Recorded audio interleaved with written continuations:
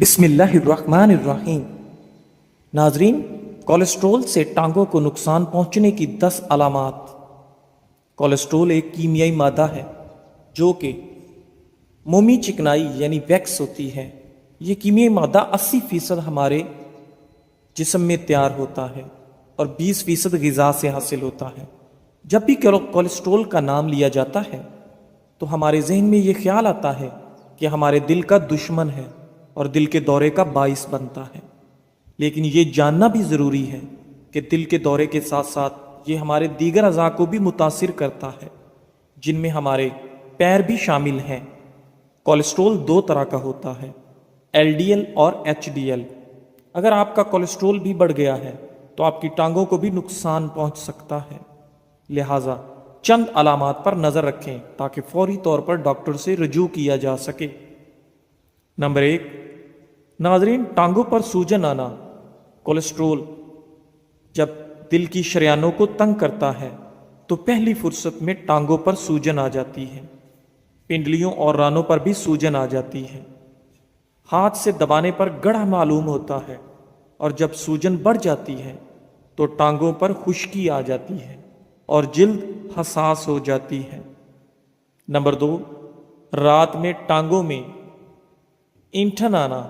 अक्सर नौजवान अफराद रात में पैरों में ईंधन आने की शिकायत करते हैं, लेकिन जिन लोगों का कोलेस्ट्रॉल बढ़ जाता है उनकी पिंडलियों में ईंधन ज़्यादा होती है और पैर लटका कर चूंकि खून का बहाव नीचे की तरफ आता है तो ईंधन की कमी आ जाती है। नंबर 3, नाजरीन, कमज़ोरी महसूस होना। सिर्फ कैल्शियम की कमी से ही पैरों में कपकपाहट नहीं होती, बल्कि कोलेस्ट्रॉल की ज़्यादती की वजह से भी टांगों में कमज़ोरी महसूस होती है। चलना फिरना महाल हो जाता है। कुछ ऐसे मरीज़ भी पाए जाते हैं जिनको कोलेस्ट्रॉल इतना मुतासिर करता है कि उनका चलना फिरना ख़त्म हो जाता है या वो सहारे से ही चलने के काबिल रह जाते हैं। नंबर 4, ज़ख्म का ना भरना। ज़ायबतीज़ की तरह कोलेस्ट्रॉल के मरीज़ों के पैरों में होने वाले ज़ख्म भी नहीं भर पाते, लेकिन जिस तरह ज़ायबतीज़ के मरीज़ों के पैरों के ज़ख्म तकलीफ़ नहीं देते, लेकिन कोलेस्ट्रॉल के मरीज़ों को ज़ख्मों में काफ़ी तकलीफ़ रहती है। ये ज़ख्म कभी सुर्ख और कभी काले रंग के होते हैं। नंबर 5, नाजरीन, पैर ठंडे रहना। पैर ठंडे रहना कोलेस्ट्रॉल बढ़ जाने की अलामात हो सकती हैं। कोलेस्ट्रॉल के मरीज़ चूँकि गर्म ग़िज़ा जैसे गोश्त, अंडा और घी वगैरह नहीं खा पाते तो उनके पैर ठंडे रहना शुरू हो जाते हैं। माहिरीन के मुताबिक ये कोलेस्ट्रॉल की आम अलामात तो नहीं हैं, लेकिन वो अफराद जिनके ख़ानदान में कोलेस्ट्रॉल, दिल के अमराज और हाई ब्लड प्रेशर का मर्ज़ पाया जाता हो, उन्हें पैरों के ठंडे होने पर डॉक्टर से ज़रूर रजू करना चाहिए। नंबर 6, टांगों का दर्द। कोलेस्ट्रॉल की ज़्यादती से खून की रगें या तो फूल जाती हैं या सिकुड़ना शुरू हो जाती हैं, जिसके बायस पैरों खून की रसाई मुश्किल हो जाती है, जिसके बायस 2 मसाइल का सामना करना पड़ सकता है। या तो टांगों में भारीपन महसूस होता है या फिर जलन का एहसास होता है। कोलेस्ट्रॉल की ज़्यादती से टांग के किसी भी हिस्से में तकलीफ हो सकती है या एक टांग में भी मुस्तकिल दर्द रह सकता है।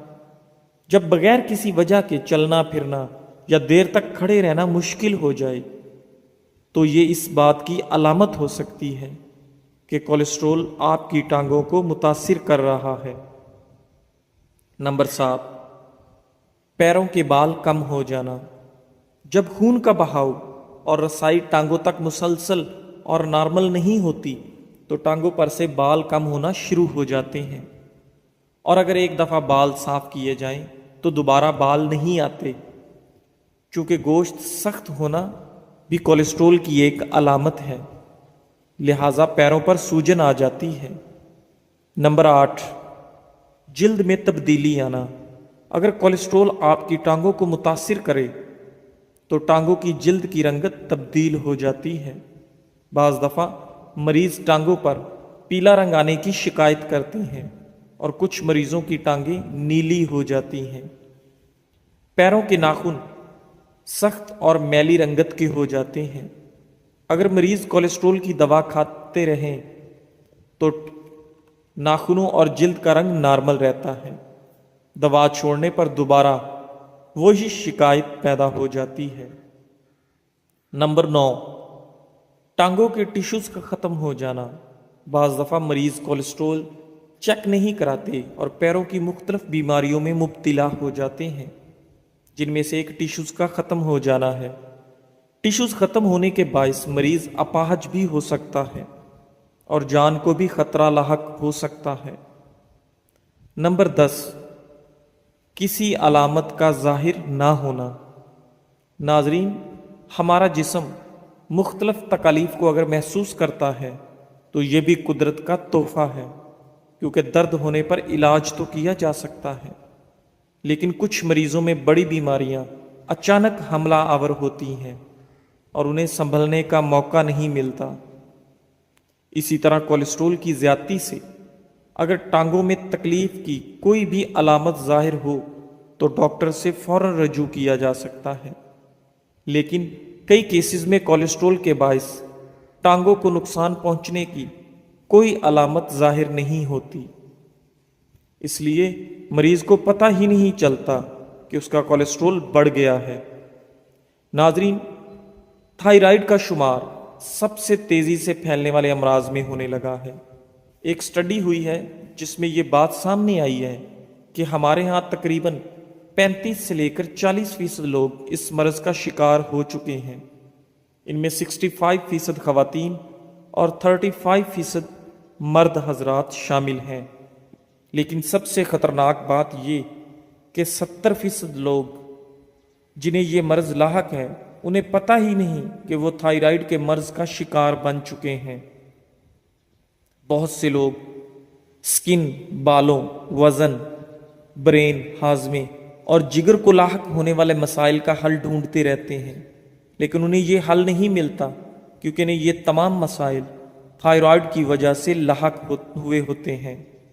اس لیے اس ویڈیو میں آپ کو بتانے جا رہا ہوں کہ تھائرائیڈ کا مرض ہے کیا، اس کے ہونے کی وجوہات کیا ہیں، اس کے ہونے پر آپ کو کون کون سی علامات نظر آتی ہیں اور کیسے آپ گھریلو طریقوں سے اس تھائرائیڈ کے مرض کا علاج کر سکتے ہیں۔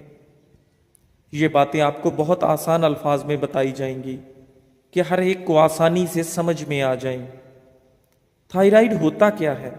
تھائرائیڈ ایک بٹر فلی شیپ کا گلینڈ ہوتا ہے جو کہ ہمارے گلے کے نیچے والے حصے میں واقع ہوتا ہے۔ یہ گلینڈ ہارمونز کو ریلیز کرتا ہے۔ ان ہارمونز کو سادہ الفاظ میں تھائرائیڈ ہارمونز کہا جاتا ہے، جو کہ ہماری باڈی میں بہت سے ضروری کام سر انجام دیتے ہیں۔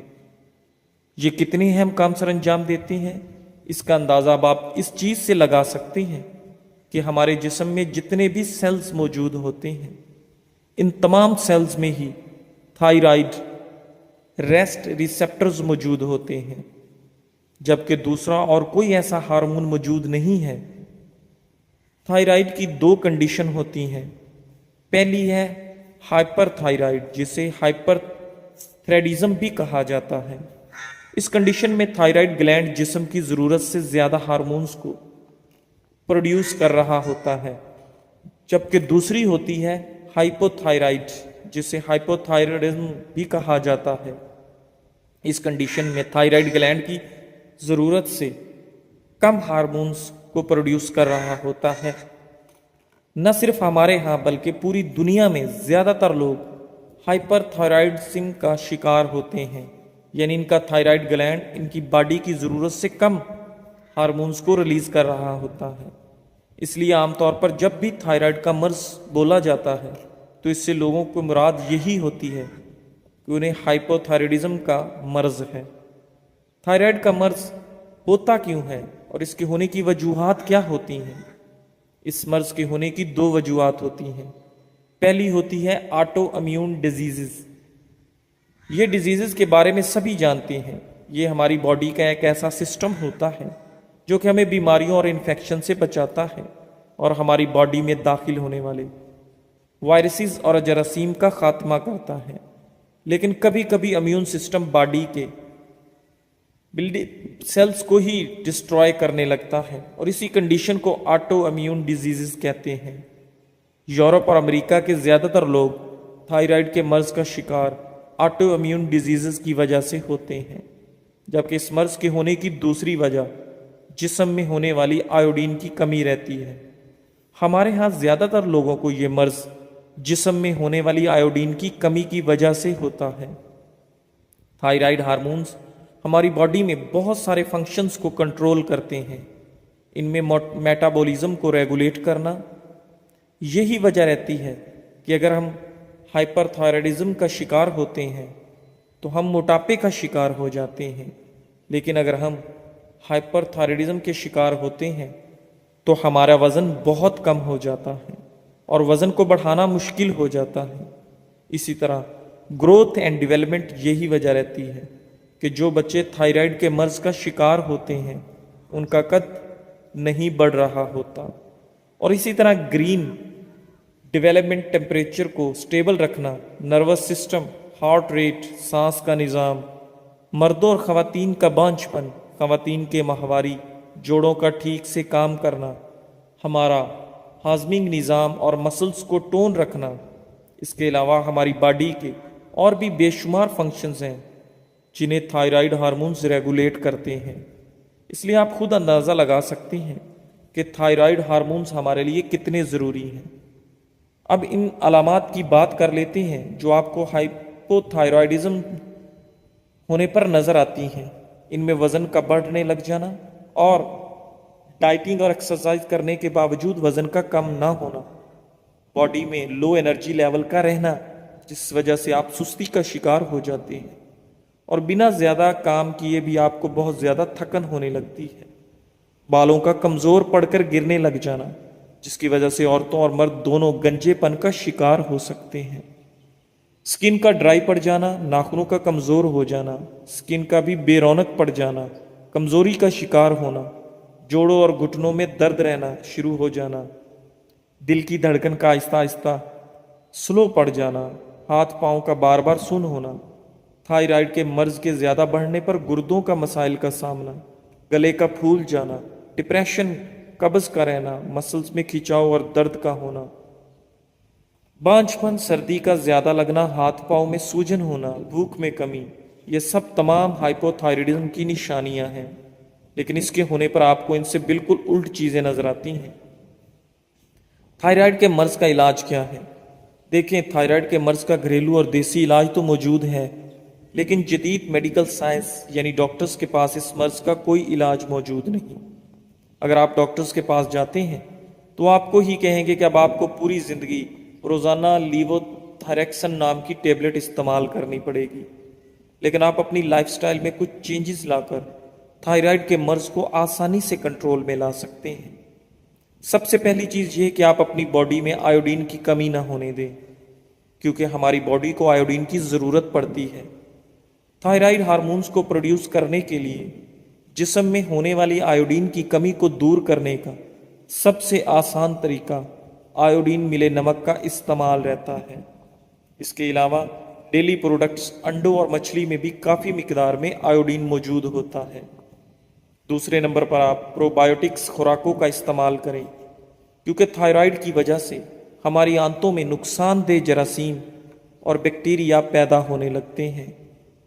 اس لیے اگر ہم پروڈکٹیو خوراکوں جیسے کہ دہی کا استعمال کرتے ہیں تو ہماری آنتوں میں گڈ بیکٹیریا کی تعداد میں اضافہ ہوتا ہے، جو کہ ان بیڈ بیکٹیریا اور جراثیم کا خاتمہ کر دیتے ہیں اور ہم صحت مند بنے رہتے ہیں، اور اسی طرح ہمارا معدہ اور ہاضمے کا نظام ٹھیک طرح سے کام کرتا رہتا ہے۔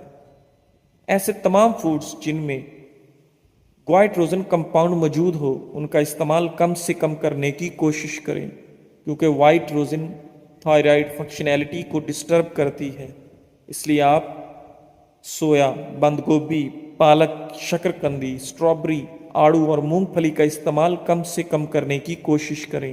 سفید چینی کا استعمال کم سے کم کرنے کی کوشش کریں، کیونکہ سفید چینی تھائرائیڈ ہارمونز کے جذب اور مزید کم کر دیتی ہے۔ باڈی میں سیلینیم کی کمی نہ ہونے دیں، کیونکہ سیلینیم باڈی میں تھائرائیڈ کے جذب ہونے کو بڑھاتا ہے، آپ کے دل اور دماغ کی حفاظت کرتا ہے، امیون سسٹم کو بوسٹ کرتا ہے اور آپ کو کینسر جیسے مرض سے بچنے میں مدد دیتا ہے۔ لیکن ایک چیز یاد رکھیے گا، آپ نے نیچرل چیزوں سے سیلینیم کی کمی پوری کرنی ہے، جیسے کہ اخروٹ، مچھلی اور دیگر بہت سارے اور بھی فوڈز ہیں۔ اپنی باڈی میں وٹامن بی کی کمی نہ ہونے دیں، یہ وٹامن بی آپ کو تھکاوٹ سے بچاتا ہے، آپ کے بال اور ناخن ہیلدی رہتے ہیں، آپ کی نظر کمزور نہیں ہوتی، آپ کا موڈ اچھا رہتا ہے اور ڈپریشن وغیرہ بھی نہیں ہوتا۔ وٹامن بی حاصل کرنے کے لیے آپ ہنس کو استعمال کر سکتے ہیں، تلوں میں کافی مقدار میں موجود ہوتا ہے۔ اس کے علاوہ انڈے میں بھی وٹامن کے بہترین سورس پائے جاتے ہیں۔ ہائپوتھائرائڈزم کی کنڈیشن میں سیب کے سرکے کا استعمال بہت بہترین رہتا ہے۔ سیب کا سرکہ استعمال کرنے سے میٹابولزم ریٹ بوسٹ ہوتا ہے، آپ کا وزن نہیں بڑھتا بلکہ بڑھا ہوا وزن کم کرنے میں بھی مدد ملتی ہے۔ ایسے مریضوں کو چاہیے کہ وہ رات کے کھانے سے 5 منٹ پہلے ایک کھانے کا چمچ سیب کا سرکہ ایک گلاس پانی میں حل کر استعمال کر لیں اور اس کے 5 منٹ بعد وہ کھانا کھائیں، تو انشاءاللہ اللہ تعالیٰ بہت بہترین رزلٹ دیکھنے کو ملیں گے۔ ہلدی، واٹر ہلدی کے اندر طاقتور ہیلنگ پراپرٹیز موجود ہوتی ہیں۔ ہلدی کا استعمال تھائرائیڈ گلینڈ کو ریپیئر کرنے میں مدد کرتا ہے۔ ہلدی واٹر بنانے کے لیے آپ نے 1 کپ پانی لینا ہے اور اس 1 کپ پانی میں آپ نے آدھا چائے کا چمچ ہلدی ڈالنی ہے۔